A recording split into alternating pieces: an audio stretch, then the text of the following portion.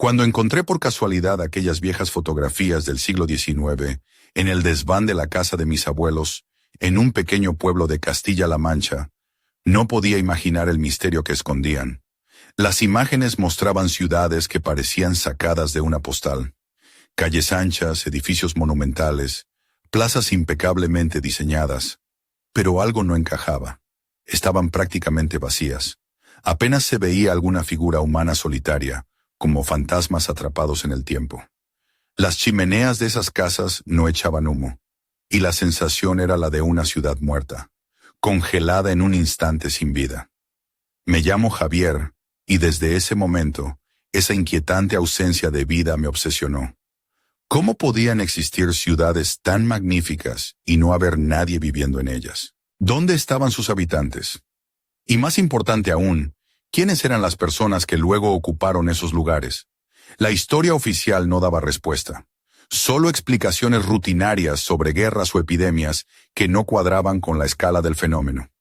Para intentar entender mejor, empecé a investigar los orfanatos fundados en esa época en España. Descubrí que, justo en el siglo XIX, se multiplicaron como setas en toda la península. En pueblos como Almagro o Aranjuez, enormes instituciones acogían a miles de niños huérfanos, muchos sin historia ni referencias. Según los registros, en algunos orfanatos podían llegar a cuidar a más de 0 niños, y eso solo en España. En toda Europa y América, la cantidad era abrumadora, pero no podía dejar de preguntarme, ¿por qué tantos niños huérfanos de repente? La respuesta oficial aludía a guerras, enfermedades y pobreza, pero la magnitud era demasiado grande para ser explicada solo por eso. Era como si toda una generación hubiese desaparecido y otra hubiese surgido sin raíces aparentes. Mientras pensaba en todo esto, recordé una feria de la época que había leído en un libro antiguo. La Exposición Universal de Barcelona en 1888. Entre los pabellones y atracciones, se hablaba de exhibiciones extrañas donde se mostraban bebés prematuros en incubadoras, como si fueran parte del espectáculo. Imaginar a aquellos niños tan pequeños, envueltos en vidrios y luces, me dio escalofríos. ¿Era eso realmente para salvar vidas o había algo más oscuro detrás? Así, entre fotos, documentos y relatos dispersos, empecé a atar cabos en mi mente. Las ciudades vacías, el aluvión de huérfanos, las exhibiciones públicas de bebés. Todo parecía parte de un mismo puzzle inquietante. Una idea aterradora se instaló en mí.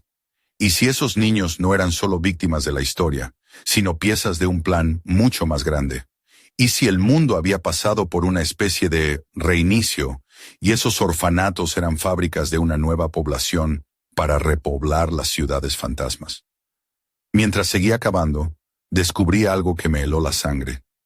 Postales de la época, aparentemente inocentes, mostraban bebés en lugares surrealistas, como si crecieran en coles o fueran transportados por cigüeñas con gorra de cartero. En esas imágenes, junto a palabras escritas en francés, aparecía repetidamente la palabra «à vendre», en venta. «Niños a la venta». ¿Era posible? Mi corazón se aceleró. Aquellas postales no eran simples recuerdos para turistas, sino catálogos de un comercio inaudito, disfrazado de arte y humor. Y mientras miraba esas caras infantiles, muchas de ellas tristes o asustadas, comprendí que había descubierto una verdad demasiado monstruosa para ser ignorada. Pero el misterio no acababa ahí. Había algo más, un último secreto que parecía esconderse tras esas imágenes y relatos. Un enigma que podría cambiar para siempre la forma en que entendemos nuestro pasado y nuestro presente. Algo que estaba a punto de descubrir y que pondría en jaque todo lo que creía saber. Y justo cuando pensaba que había encontrado todas las piezas, una carta anónima llegó a mis manos, con una frase que me heló la sangre.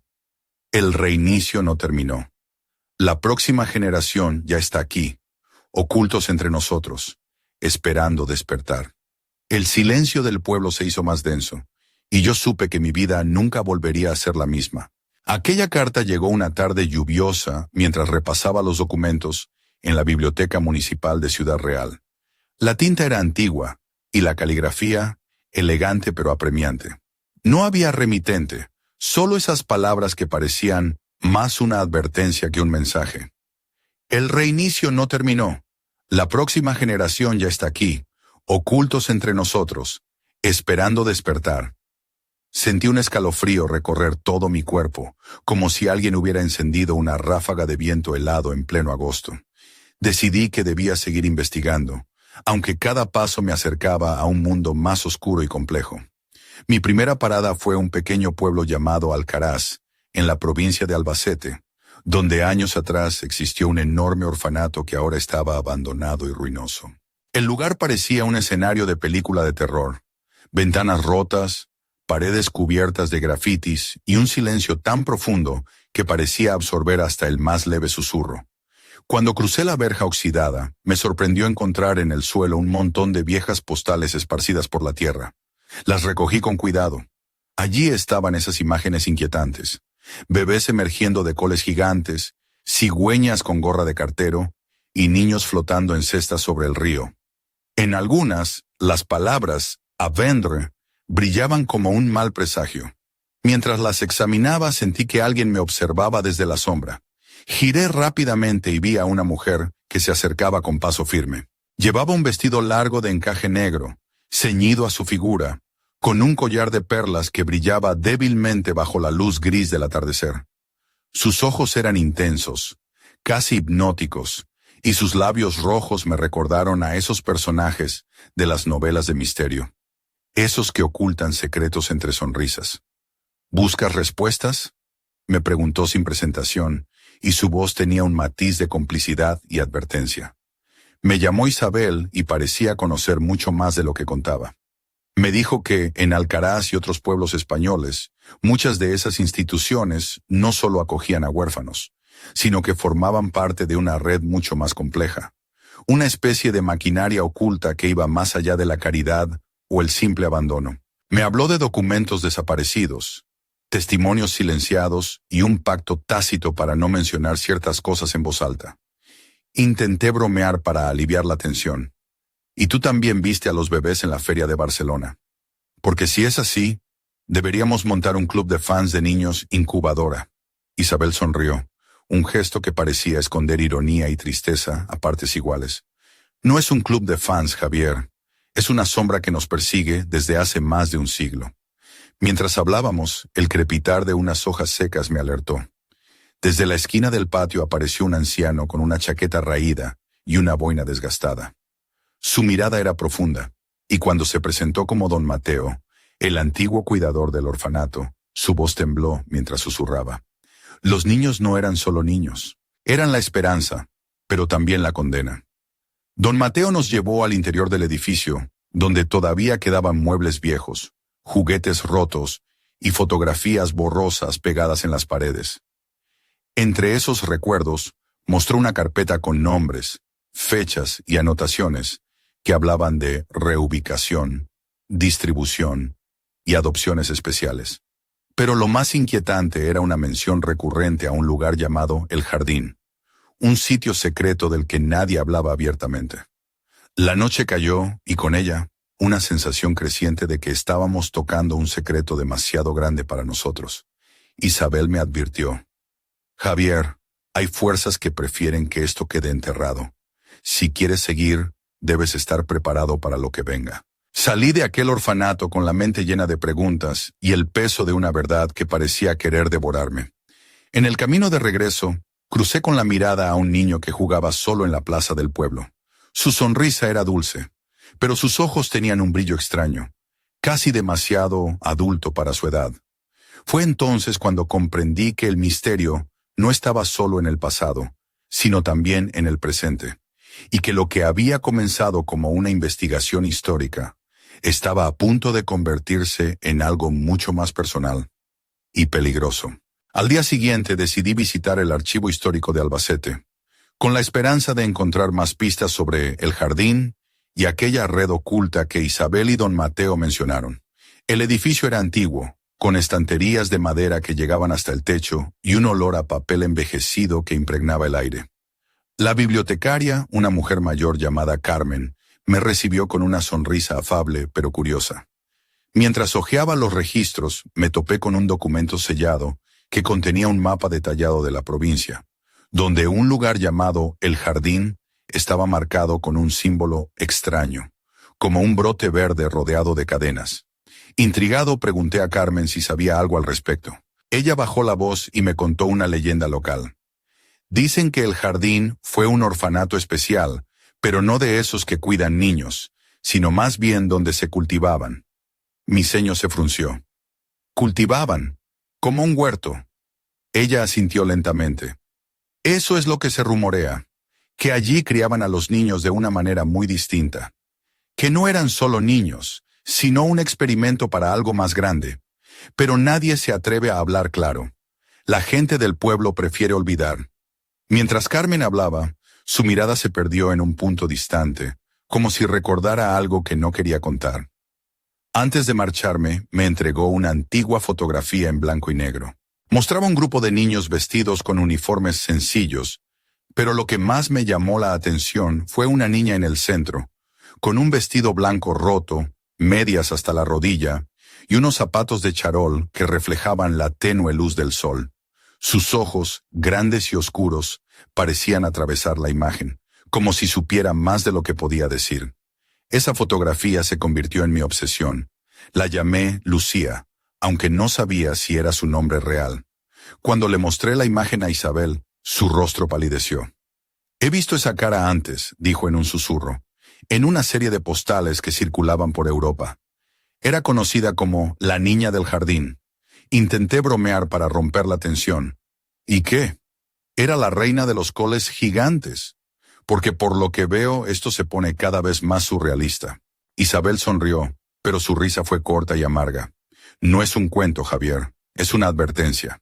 Decidí entonces viajar a Murcia, donde según algunos documentos existió una línea ferroviaria utilizada para transportar niños huérfanos desde las ciudades hacia orfanatos rurales. Me subí al tren con la idea de seguir aquella pista, pero no imaginaba que conocería a alguien que cambiaría mi visión para siempre. En el vagón, una mujer de mediana edad se sentó a mi lado. Llevaba un mantón bordado y un abanico parcialmente abierto que movía lentamente. Su nombre era Carmen, igual que la bibliotecaria, pero no tenía nada que ver con ella. Carmen era periodista y llevaba años investigando desapariciones infantiles en la región. Empezamos a hablar y al poco tiempo me mostró una carpeta llena de recortes y fotografías. Entre ellos, había imágenes de niños con expresiones apagadas, vestidos con ropas de colores pastel, a veces en grupos, otras veces solos, siempre observados por adultos con uniformes oscuros y gafas severas. Estas fotos, me dijo Carmen con voz baja, son de orfanatos y centros especiales que nadie quiere reconocer. Muchos de estos niños desaparecieron sin dejar rastro. Intenté bromear para aliviar el ambiente. Parece que estamos en una película de Almodóvar, pero sin el glamour, ¿no? Ella sonrió con tristeza. Esto no es ficción, Javier. Es la historia que nadie quiere contar. Mientras el tren avanzaba entre viñedos y campos de almendros en flor, supe que estaba entrando en un terreno peligroso, donde la realidad y la leyenda se entrelazaban en un tejido tan oscuro como fascinante. Carmen me advirtió que lo que buscábamos no era solo un misterio histórico, sino una red que podría seguir activa hoy en día. Cuando llegamos a la estación de Cieza, el sol comenzaba a ocultarse tras las colinas. Entre las sombras del andén, un niño con ojos demasiado maduros para su edad me observaba en silencio. Su mirada era un eco de aquella foto de Lucía, y su presencia me recordó que el enigma que había descubierto estaba lejos de estar cerrado. Mientras caminaba hacia la salida, una voz resonó en mi mente. No todos quieren ser encontrados, Javier, y algunos están dispuestos a todo para que sigamos en la oscuridad. El aire en Cieza se volvió denso cuando, justo al cruzar la plaza del ayuntamiento, una figura apareció de entre las sombras. Era un hombre alto, con abrigo largo y sombrero ladeado, que parecía sacado de una novela negra. Su rostro estaba parcialmente oculto por la penumbra, pero sus ojos brillaban con una intensidad que me hizo detenerme en seco. «Javier Martínez», dijo con voz grave, «he escuchado que andas buscando respuestas sobre el jardín y los niños perdidos». Mi corazón empezó a latir con fuerza. ¿Quién era ese hombre? ¿Cómo sabía mi nombre? Intenté mantener la calma, aunque mis manos temblaban ligeramente. ¿Quién es usted?, pregunté. Él sonrió, mostrando una mueca que no llegaba a ser amable. Puedes llamarme don Esteban. Llevo décadas siguiendo esos mismos hilos que tú has empezado a tirar.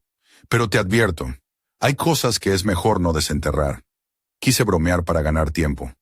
Pues ya sabes, don Esteban, a mí siempre me ha gustado meter la nariz donde no me llaman. Aunque no prometo que mi madre esté orgullosa. Él soltó una carcajada seca que hizo eco en la calle vacía. Eres valiente o imprudente. Veremos cuánto duro te mantiene ese humor. Don Esteban me condujo a un café cercano, un local pequeño con mesas de madera gastada y olor a café recién molido. Mientras nos sentábamos, observé que llevaba un anillo antiguo con un grabado de un símbolo que no logré identificar, pero que me resultó inquietantemente familiar. ¿Qué sabe usted del jardín?, le pregunté directo. Más de lo que debería, respondió. Era un centro especial, sí, no un orfanato común. Allí se experimentaba con los niños, con la idea de crear una nueva generación. Algunos decían que los niños eran cultivados, como si fueran plantas en un huerto. Otros que se les entrenaba para ser algo más que simples ciudadanos. Mientras hablaba, no pude evitar fijarme en una mujer que entró al café. Llevaba un vestido rojo oscuro que se ajustaba a sus curvas, con una elegancia provocativa, medias negras con costuras visibles y unos zapatos de tacón que resonaban con cada paso. Su mirada cruzó la sala, y por un instante, sus ojos se encontraron con los míos.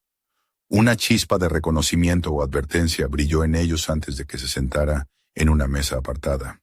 Don Esteban siguió hablando, ajeno a la presencia femenina. La historia oficial dice que todo terminó hace más de un siglo, pero la verdad es que ese cultivo continúa, de formas más sutiles y peligrosas. Intenté bromear para romper la tensión. ¿Y qué? Nos están criando como tomates para la ensalada del poder, porque si es así, espero que al menos me echen un poco de aceite de oliva virgen extra. Él me lanzó una mirada entre divertida y severa. No es una broma, Javier. Lo que empezó como un experimento, una especie de gran reinicio, sigue vivo. Los métodos cambiaron, pero el objetivo sigue siendo el mismo: controlar y moldear a la sociedad desde la infancia. Antes de que pudiera preguntar más, la mujer del vestido rojo se levantó y se acercó a nuestra mesa. Disculpen, dijo con una voz que era a la vez dulce y peligrosa. Creo que están jugando con fuego. Don Esteban se tensó y me lanzó una mirada rápida. ¿Quién es usted?, pregunté tratando de ocultar mi nerviosismo. Alguien que sabe demasiado y que no tiene miedo de decir la verdad, respondió ella. Mi nombre es Sofía, y si quieren seguir con esta búsqueda, necesitarán más que valentía. Necesitarán aliados. Mientras Sofía hablaba, su sonrisa tenía un dejo de misterio y una invitación velada a entrar en un mundo donde nada era lo que parecía. En ese momento, comprendí que el misterio de las ciudades vacías, los orfanatos y las postales, no era solo historia antigua, era una red viva, una sombra que se extendía hasta el presente, y mi vida acababa de quedar atrapada en ella, sin posibilidad de escapar. Pero la pregunta más aterradora quedó flotando en el aire. ¿Quiénes estaban realmente detrás de El Jardín y qué querían lograr con la próxima generación? Y mientras Sofía me tendía la mano, supe que estaba a punto de cruzar una línea de la que no habría vuelta atrás.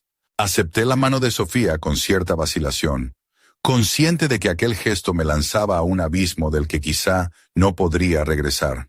Su piel era fría, pero al tacto había una firmeza que transmitía seguridad. Don Esteban nos observaba en silencio, sus ojos llenos de una mezcla de desconfianza y resignación.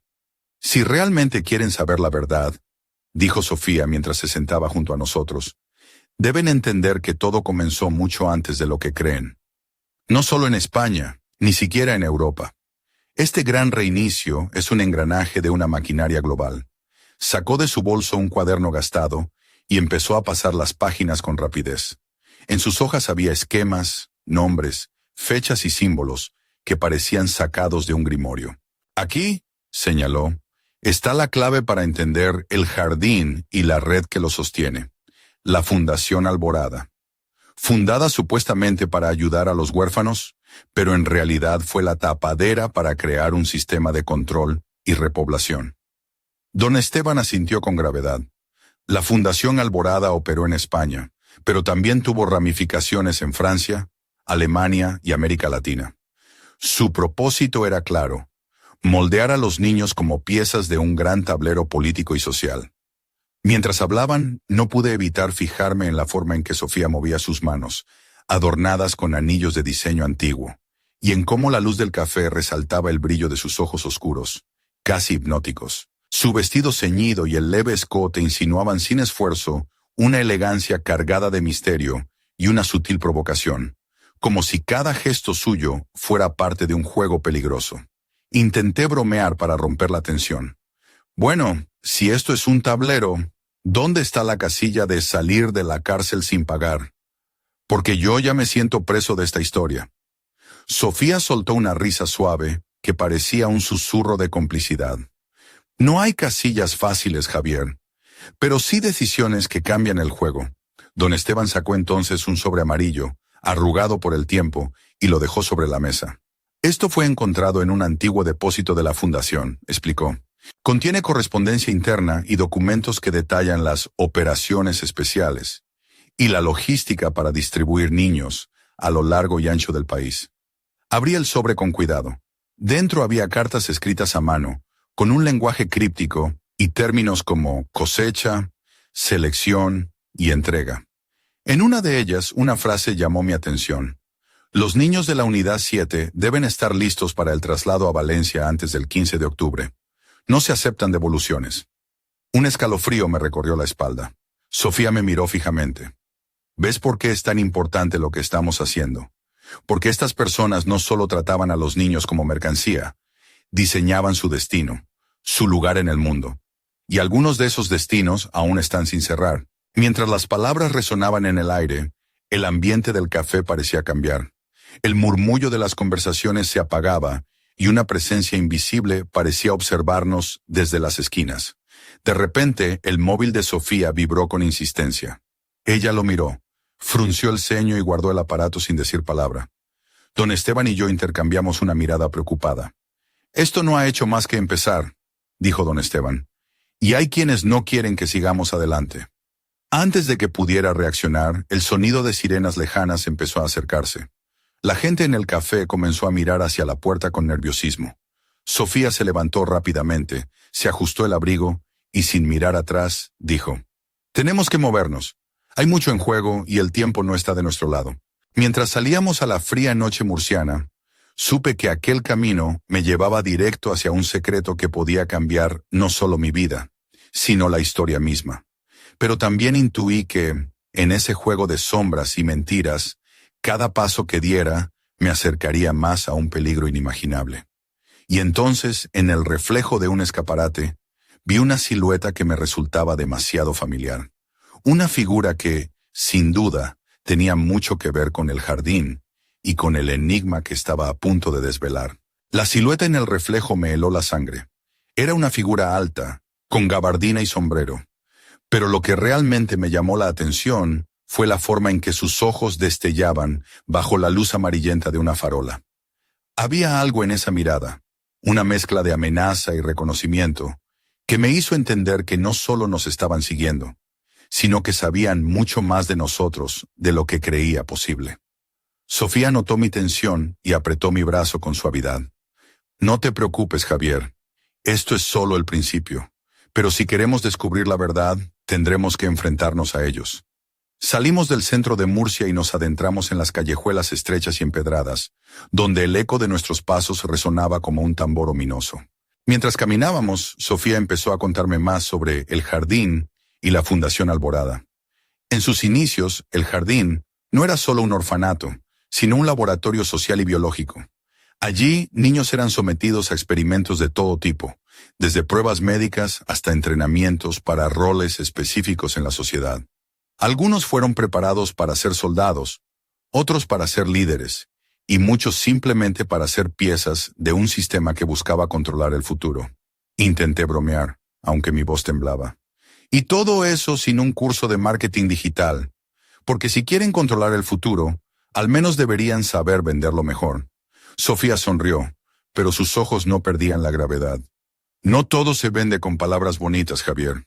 A veces, el control se ejerce en silencio, con miedo y manipulación.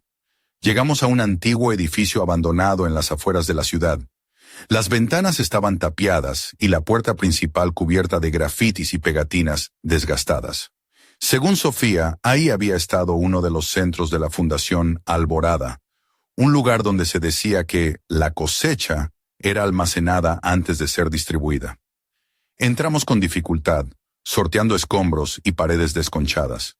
La luz de nuestras linternas iluminaba viejos muebles rotos, juguetes oxidados y carteles que anunciaban actividades infantiles, ahora borrados por el tiempo. De repente encontré una caja metálica semioculta bajo un montón de telas viejas. La abrí con cuidado y dentro había cientos de fotografías en blanco y negro. Niños y niñas con uniformes impecables, miradas fijas y silenciosas, algunas sonriendo tímidamente, otras con una expresión apagada que me hizo sentir una punzada profunda en el pecho. Entre ellas, una llamó mi atención.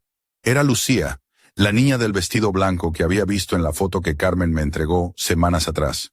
Pero esta vez estaba acompañada por un hombre de rostro severo, con un uniforme oscuro y una medalla en el pecho.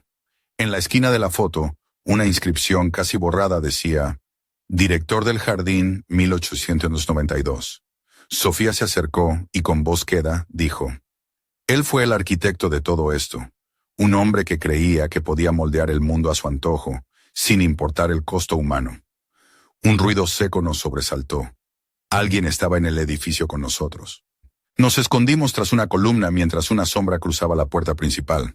La figura llevaba un maletín y caminaba con paso decidido, como si tuviera un propósito claro. No podíamos quedarnos. Salimos sigilosamente y una vez en la calle, Sofía me susurró: Esto es más grande de lo que pensábamos. Y ahora, ellos saben que estamos aquí. Mientras nos alejábamos, la silueta que había visto antes reapareció al final de la calle, observándonos con una sonrisa que no prometía nada bueno. Esa noche, mientras intentaba dormir en un hotel barato, el rostro de Lucía no me abandonaba. ¿Quién era realmente esa niña? ¿Y qué papel jugaba en todo este entramado? Y lo más inquietante, ¿qué secretos guardaba el jardín que aún estaban a la espera de ser revelados? ¿Y qué precio tendría para quienes osaran descubrirlos? Al despertar, la luz tenue del amanecer se colaba por la ventana de mi habitación, pero no lograba disipar la sensación de inquietud que me embargaba. Tenía la impresión de que cada paso que daba me acercaba más a un abismo del que quizás no podría salir. Con la foto de Lucía en la mano, decidí que debía seguir adelante, aunque el miedo me mordiera las entrañas. Sofía me esperaba en la cafetería del hotel, vestida con un abrigo gris que apenas disimulaba su figura esbelta, y una bufanda de seda verde que le daba un aire enigmático. Sus labios, pintados de un rojo intenso, contrastaban con la palidez de su piel, y sus ojos negros parecían contener 1000 secretos. «Tenemos que ir a Valencia», dijo sin rodeos. «Allí está la clave para entender qué pasó realmente con los niños de El Jardín y la Fundación Alborada». Intenté bromear para calmar la tensión. «¿Y qué? Vamos a buscar pistas en la ciudad de los naranjos. Espero que no tengamos que regar demasiadas plantas, porque con este misterio ya estoy seco». Sofía soltó una sonrisa que era a la vez cómplice y sombría. «No será un paseo por el parque, Javier, pero no estamos solos. Partimos en coche rumbo a Valencia, mientras ella me contaba que en esa ciudad existía un archivo secreto, un lugar donde se almacenaban documentos clasificados relacionados con la fundación. Solo unos pocos tenían acceso, y conseguir entrar no sería fácil. Durante el viaje, el paisaje iba cambiando. Los campos de olivos y almendros daban paso a naves industriales y grandes avenidas.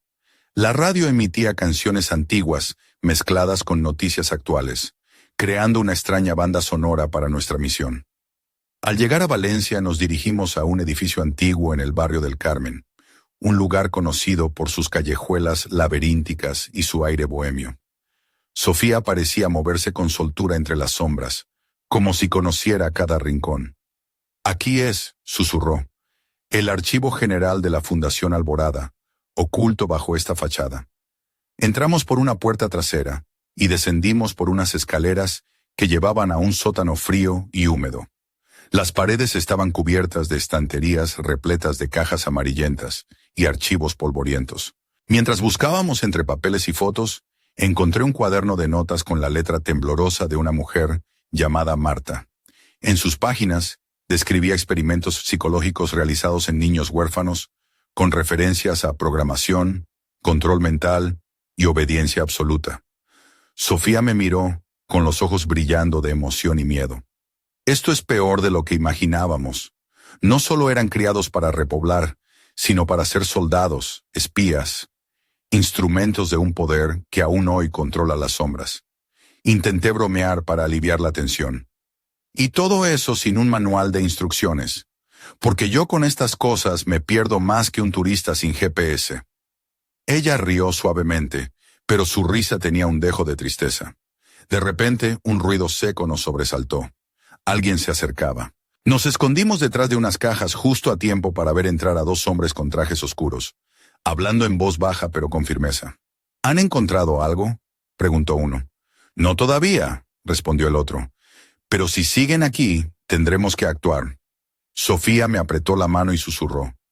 Esto es una trampa. Tenemos que salir antes de que sea demasiado tarde. Mientras nos escabullíamos por un pasadizo oscuro hacia la salida, sentí que el peso del misterio se hacía más insoportable. La verdad estaba ahí, oculta entre papeles y sombras, y cada vez más cerca de atraparnos. Al llegar a la calle, una figura familiar nos esperaba bajo la lluvia ligera. La mujer del vestido rojo, Sofía, que ahora parecía aún más decidida y peligrosa. No todo está perdido, dijo, pero el siguiente paso será el más difícil. Porque la verdad que buscan no solo cambiará la historia, sino también el destino de todos nosotros. Y mientras las gotas de lluvia caían sobre nosotros, supe que estábamos a punto de entrar en un juego donde las reglas las escribían los secretos y la traición acechaba a cada esquina. Aquella noche la lluvia golpeaba con fuerza los cristales de la habitación donde Sofía y yo nos refugiábamos. El ambiente estaba cargado de tensión, y el eco lejano de sirenas parecía recordarnos que estábamos siendo cazados. En la penumbra, ella encendió un cigarrillo y exhaló una bocanada de humo que dibujó figuras efímeras en el aire. Javier, dijo con voz grave, lo que hemos encontrado en Valencia no es solo un archivo. Es un testimonio vivo de un plan que aún sigue en marcha. Y tú, sin saberlo, ya formas parte de él. Intenté bromear para aliviar el peso del momento. ¿Yo? Un peón en un tablero gigante. Pues espero al menos que me hayan dado un buen café, porque esto va a ser largo. Sofía me miró fijamente, sus ojos iluminados por la llama del cigarrillo. No es solo un plan, es una maquinaria que desde hace más de un siglo ha moldeado generaciones enteras. Niños criados para obedecer, para servir, para desaparecer si no cumplen. Mientras hablaba, recordé las viejas postales que había visto, esas imágenes surrealistas de bebés en coles o transportados por cigüeñas con gorra. Aquello ya no parecía un simple cuento infantil.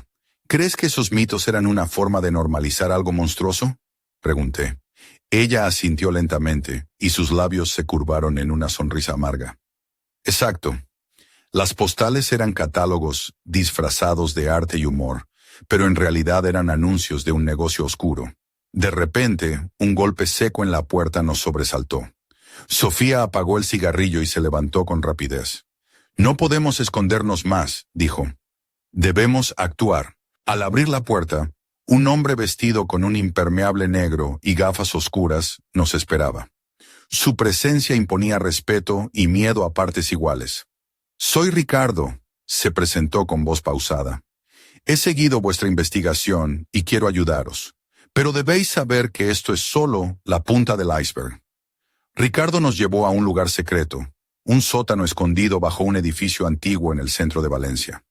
Allí, un grupo reducido de personas trabajaba en recopilar pruebas y denunciar la red que mantenía vivo el legado de El Jardín y la Fundación Alborada.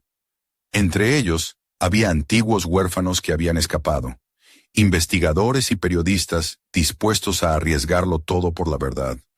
Mientras conversábamos, una mujer entró al sótano. Su vestido azul oscuro resaltaba su figura con elegancia, y un colgante en forma de llave colgaba de su cuello. Sus ojos verdes interrogaban con intensidad. Ella es Elena, dijo Ricardo.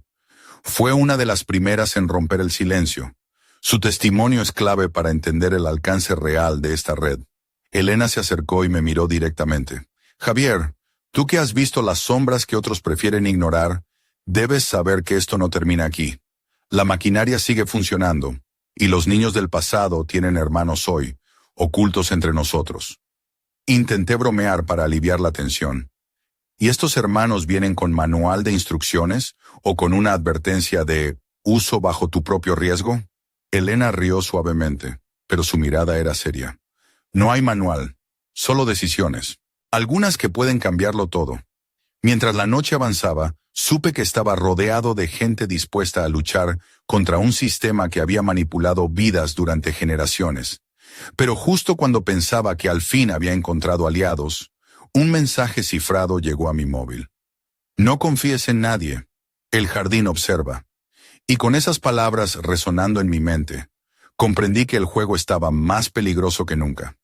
Porque en esta partida, los peones podían convertirse en reyes o desaparecer sin dejar rastro. Las palabras del mensaje me golpearon como un puñetazo invisible. No confíes en nadie. El jardín observa. ¿Quién me enviaba eso? ¿Un aliado? ¿Un enemigo disfrazado? ¿O simplemente una advertencia para que abandonara todo?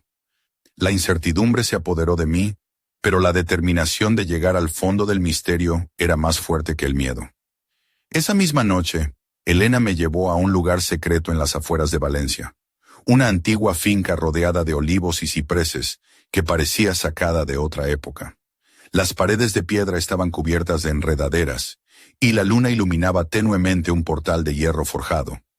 Aquí es donde algunos huérfanos encontraron refugio después de escapar del jardín, me explicó.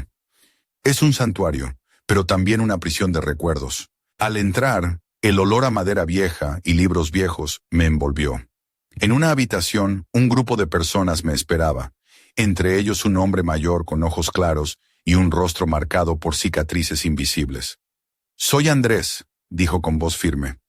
Fui uno de esos niños. Me escapé, pero la sombra nunca me abandonó.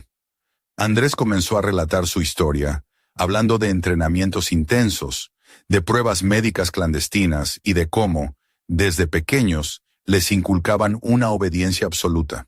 Describió a Lucía, la niña del vestido blanco, como alguien especial, con un destino que marcó a todos. Mientras escuchaba, no podía evitar fijarme en una mujer que observaba en silencio desde un rincón. Vestía una blusa blanca con encajes y una falda larga azul marino. Su cabello oscuro caía en ondas suaves sobre sus hombros, y unos pendientes de plata brillaban con la luz tenue. Su mirada era profunda, cargada de dolor y resistencia. De repente la mujer se levantó y se acercó a mí. Soy Marina, dijo con voz suave pero decidida. Fui amiga de Lucía, y sé que lo que buscas no es solo un secreto, sino una verdad que puede cambiarlo todo. Intenté bromear para romper la tensión, pues espero que esa verdad no venga con letra pequeña, porque ya no sé si quiero seguir leyendo este contrato del misterio. Marina sonrió, pero sus ojos no se relajaron. No hay letra pequeña, Javier, solo consecuencias. Mientras hablábamos, Andrés sacó un paquete de papeles y los depositó sobre la mesa. Eran diarios, cartas y dibujos hechos por los niños en el jardín, llenos de símbolos, nombres y fechas que parecían un código. Entre ellos, una carta llamó mi atención. Estaba escrita con una caligrafía infantil, pero las palabras eran inquietantes. Nos cultivan como flores, pero tememos marchitarnos antes de florecer. Lucía sabe la verdad. Si encuentras esto, busca el refugio y no confíes en las sombras. La mención a el refugio me hizo recordar el nombre que aparecía en algunas postales antiguas. Un lugar del que nadie hablaba abiertamente. De repente, la puerta se abrió de golpe y varias figuras encapuchadas entraron en la habitación. El ambiente se volvió tenso, y supe que el tiempo se agotaba. Marina me agarró del brazo y susurró. Debemos irnos ahora. El jardín no perdona a los curiosos. Mientras escapábamos por pasadizos ocultos bajo la finca, una pregunta ardía en mi mente. ¿Qué era el refugio y qué secretos guardaba que podían poner en jaque todo lo que creía saber? Y en la oscuridad, con el corazón latiendo a 1000 por hora, supe que estaba más cerca que nunca de la verdad. pero también del peligro más absoluto. La noche se había vuelto un laberinto de sombras cuando Marina, Andrés y yo emergimos por una salida oculta entre los arbustos de la finca. El frío cortaba la piel, pero la urgencia nos impulsaba a correr sin mirar atrás. Cada paso resonaba en la oscuridad, como un tambor que marcaba el ritmo de una huida imposible. ¿A dónde vamos ahora?, pregunté jadeando. Marina me lanzó una mirada cargada de misterio. Al refugio, dijo. El único lugar donde podremos encontrar respuestas, pero también enfrentarnos a lo que nadie quiere que sepamos. Durante el trayecto en coche, el silencio era casi absoluto, roto solo por el sonido del motor y el crujir de las hojas secas bajo las ruedas. La carretera nos llevó hacia un pequeño pueblo costero llamado Altea, donde, según rumores, existía una antigua mansión convertida en centro de operaciones clandestino. Al llegar, la luna bañaba la fachada blanqueada del edificio, cuyos ventanales reflejaban un mar oscuro y callado. La puerta de madera, enorme y desgastada, se abrió lentamente ante nosotros, como si esperara nuestra llegada. Dentro, el ambiente era frío y silencioso, pero había una electricidad en el aire que hacía que la piel se erizara. Pasillos interminables, cuadros antiguos y muebles cubiertos por sábanas blancas creaban una atmósfera de misterio y abandono. Marina nos condujo a una sala donde una figura esperaba. Una mujer de cabello plateado y ojos penetrantes, vestida con una túnica negra que parecía absorber la luz. «Bienvenidos al refugio», dijo con voz profunda. «Aquí se guardan los secretos más oscuros de El Jardín y la Fundación Alborada». La mujer se presentó como Doña Carmen, la última guardiana de una verdad que había permanecido oculta durante generaciones. Nos mostró documentos, fotografías y grabaciones que revelaban la magnitud del experimento humano. Niños cultivados, vendidos, programados para cumplir roles en un mundo que ellos no eligieron. Entre las pruebas, un video antiguo mostraba a Lucía, ahora adulta, hablando con determinación y valentía sobre la necesidad de romper el ciclo y liberar a los que aún estaban atrapados en la red. De repente, la tensión se cortó cuando un estruendo retumbó en el edificio. Luces parpadearon y la puerta principal fue derribada por un grupo de hombres armados. «El jardín no permitirá que esto salga a la luz», advirtió doña Carmen. «Debemos proteger esta información a toda costa». En medio del caos, Marina me entregó un pequeño paquete. «Esto es para ti, Javier. Contiene la clave para desmantelar todo el sistema. Pero ten cuidado. Una vez que cruces esa línea, nada volverá a ser igual». Con el corazón en un puño, salimos corriendo hacia la oscuridad, perseguidos por sombras que querían silenciar la verdad para siempre.